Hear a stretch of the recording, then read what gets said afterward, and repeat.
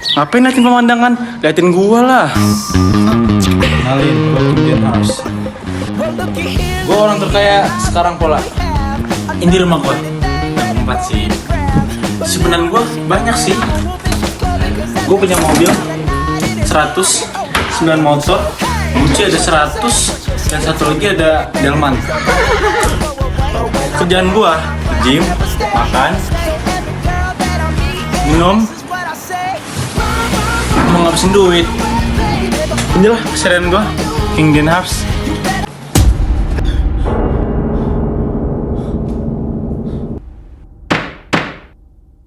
Saudara Den Hars, terdakwa telah terbukti melanggar Undang-Undang Pasal 23A mengenai perpajakan dan akan diberikan hukuman sesuai dengan ketentuan yang berlaku. Perkenalkan, saya Ningsih Mulyani selaku pengacara pertama King Den Hars. Yang mulia, berdasarkan undang-undang, pajak adalah pungutan wajib setiap warga negara yang dibayarkan kepada negara. Namun, tuntutan yang diberikan kepada saudara Den Hars adalah salah. Ia bukan tidak membayar pajak, hanya saja melebihi tenggat waktu pajak.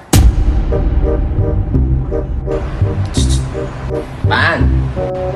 Itu udah kaya kok belum bayar pajak? Ya, padahal gaji dia gede banget. Tahu nggak sih dia fungsi pajak apa? Kan fungsi pajak ada yang pertama pendanaan APBN, terus yang kedua redistribusi kekayaan, dan yang ketiga pengaturan ekonomi. Bener, selain ada fungsi itu ada manfaatnya juga. Manfaat pajak yang berkaitan dengan APBN yaitu sebagai sumber pendapatan negara untuk membiayai anggaran yang berkaitan dengan pembangunan dan kepentingan negara. 12 seconds later. Saya tahu kan sistem pengatauan pajak kan kayak beberapa kan. Yang pertama itu bisa self assessment system. Nah, self assessment system itu merupakan salah satu sistem pemungutan pajak di mana sistem ini membesarkan besaran pajak yang harus dibayar oleh wajib pihak yang bersangkutan secara mandiri. Gue juga ada pengalaman. Yaitu gue pernah ngalamin withholding assessment system.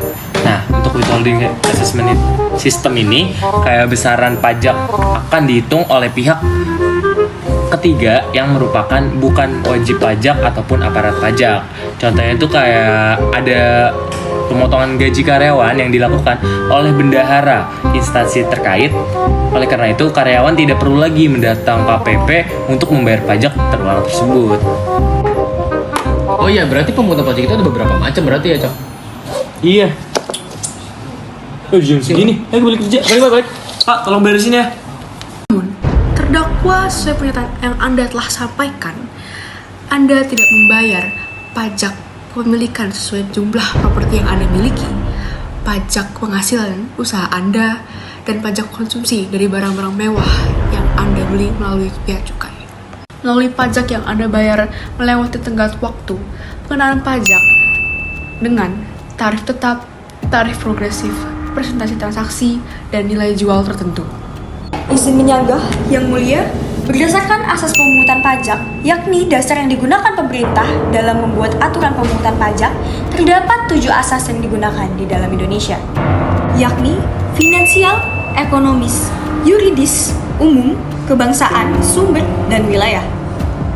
Dalam konteks ini, kami ingin menyoroti bahwa terdakwa telah berusaha untuk memenuhi kewajiban pajaknya melalui asas wilayah, tidak semerta-merta melalaikan keseluruhan kewajiban pajaknya.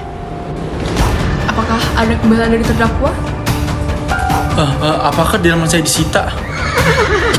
Anda yang mana saja. Sidang akan melanjutkan 48 jam setelah ini.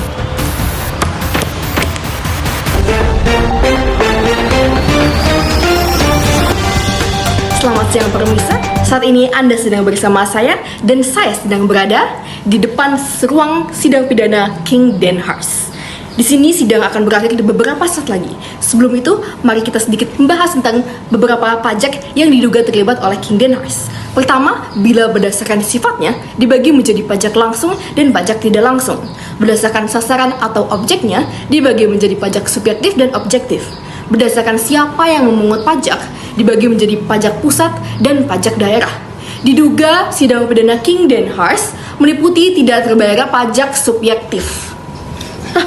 Bagaimana? Tolong, Bagaimana? jangan diganggu. King Den Hars lagi nggak mau diganggu. Bagaimana? Tolong. Bagaimana King Den Hars? Tolong nanti aja. Matiin kameranya.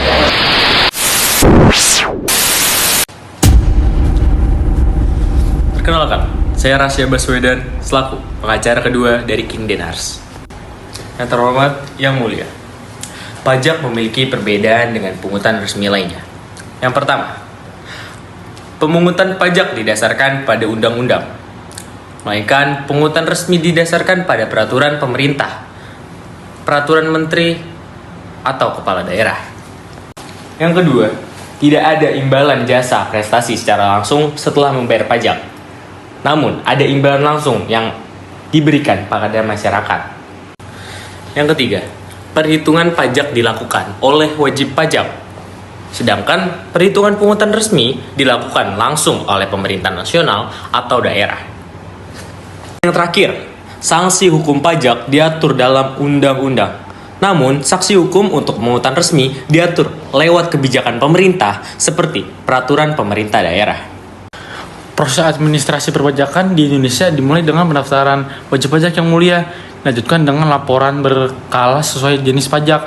Wajib pajak deklarasi melalui e-filing atau formulir kertas, lalu pembayaran pajak tulang yang mulia.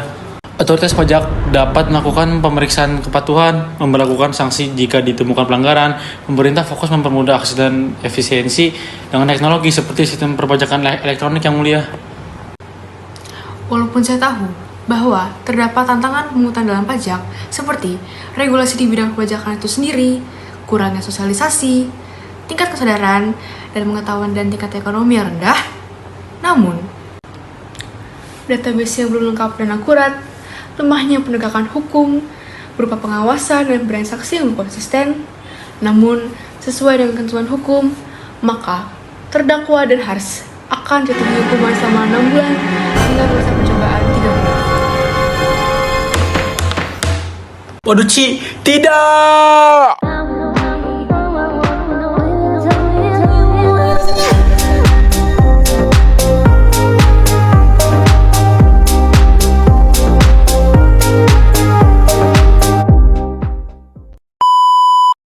Mobil ada 100, ada motor 9, ada 100 kunci juga, dan ada 1 delman.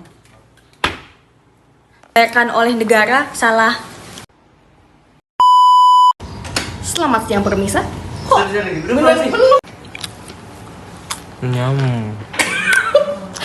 Gue orang terkaya sepanjang raya.